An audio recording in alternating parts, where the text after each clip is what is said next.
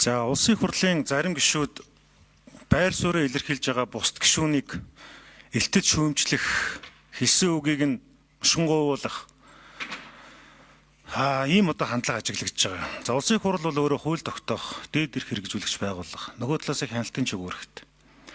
Зарим гишүүний хэлээд байгаачлан энэ ч Монгол улсын бүх хэргийг төгөл татаад авчираад шүүх цагдаагийн өмнөр ороод ярихгүй байсан бэ гэдэг ийм говьлс асуулт асуугаад байгаа. Үгүй л дээ. Бид өнөөдөр суурь зарчмын тухай асуудлыг ярьж байгаа. Монгол улсын үндсэн хууль ноцтойгоор зөрчсөн байж болзошгүй. Тэр дундаа хүний эрх хэрэгчлөө магадгүй эрүүдэн шүүх процесс явагдсан байж магадгүй. Улмаар аливаа хүнийг үндсэн хуулийн дагуу шүүхээс гин буруутайг нь эцэст тогтоогдоогүй байхад улс төрийн зорилгоор тодорхой сэтэл бүхий байдлаар хэрэг тогтоож болзошгүй юмаа гэсэн хардталтуудын үндсэн дээр хүмүүс байр суурийг илэрхийлж байгаа. Тийм учраас энд бол их хурлын гишүүдийн үзэл бодлоо илэрхийлэх, ард иргэдийг төлөөлж хууль тогтоогчийн байр сууриа хуулийн дагуу илэрхийлэх зүйл дээр цензурдах боломжгүй юмаа гэдгийг бас хэлье. За хоёрдугаарт нь бол энэ мэдээж энэ хэрэг бол одоо процессын шатаар явж байгаад шүүхээр шийдэгдэх юм уу ямар нэгэн байдлаар ингээд үр дүнд хүрэх баг.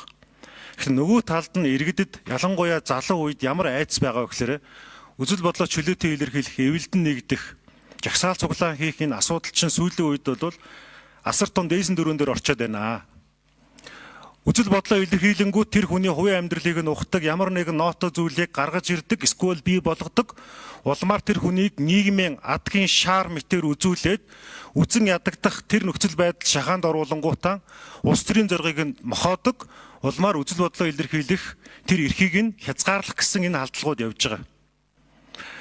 Энэ хэргийг зүгээр нэг хэрэг гэж бодхоос илүүтэйгээр энэ дээр байр суурийг илэрхийлсэн гишүүдийн зургийг эвлүүлээд ямар нэгэн компани санхүүжүүлсэн, нэр хоч өгсөн хэн нэгэн улс төрч байсан хүмүүсийн төлөөлөл болгож гарч ирж байгаа мэтэр эвлүүлгүүдийг зохион байгуулалттайгаар санхүүжүүлж хийсэн нь бол харагдаж байгаа. Энэ дээр бид нар ямар хэвлэлүүд, ямар цаг үеүүдэд гаргасан гэдгийг ч мэдж байгаа. Монголын ард түмэн тэнэг биш. Залуу үе тэнэг биш. Тарих угаах мессеж болон бодиттой үйл хоёрыг ялгаж харж байгаа. За хууль зүйн байнгын хороонд улсын хурлын 22 гишүүн байдаг. Хүний эрхийн дэд хороонд 9 гишүүн байдаг. За хаа очиж энэ хууль зүйн байнгын хорооны дарга дамжны цогтотор гишүүнийг бидрээс үнэлэх хэрэгтэй.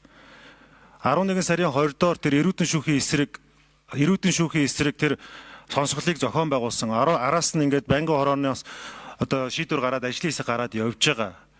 Хүний эрхийн асуудал дээр улс төрчихгүй байгаа, намчрахгүй байгаа. Ингэж адилж байгаа нь бид нар цаашаах хэрэгтэй байхгүй юу? Тэгэхээр ер нь бол цаашдаа энэ хүний эрхийн асуудал дээр битгий улс төржөөч л гэж хэлэх гэж байгаа. Яагаад тэгэхээр энэ хүний эрхийн асуудал дээр улс төржөөл намч байр суурнаас гараад байхаар бид нар дундын үнд зүйлээ хуваагаад байгаамаа. Тэр үндсэн хуулийн эсрэг үйлдэлүүдийг өөгшүүлээд байгаамаа. Хүний үндсэн эрх заяамал оршихгүй. Тэр эрхэмсэг чанарыг бид нар хуулийн буулгаар үгүй хийх гээд байгаамаа. Гишүүдийн хэлээд байгаачлан яагаад тэгвэл хэргийг нь татаж ирээд гэхээр яа харга байхгүй цагдаа ч гэх юм уу, хууль зүйн сайдчт гэх юм уу, өөрөөсөө улс төрчиж гарч ирж мэдэгдэл хийгээд байгаа шүү дээ. Ингээд хүмүүсийн итгэл үнэмшлээ чөлөөтэй илэрхийлж байгаа байр суурил нь талцал хуваагдлын мессежийг өөрөөсөө хаяад шүү дээ.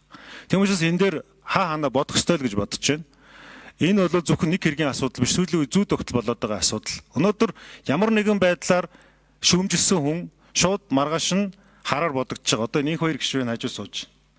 Та нэг үг хэлэл маргааш нь улсын дайсан болоод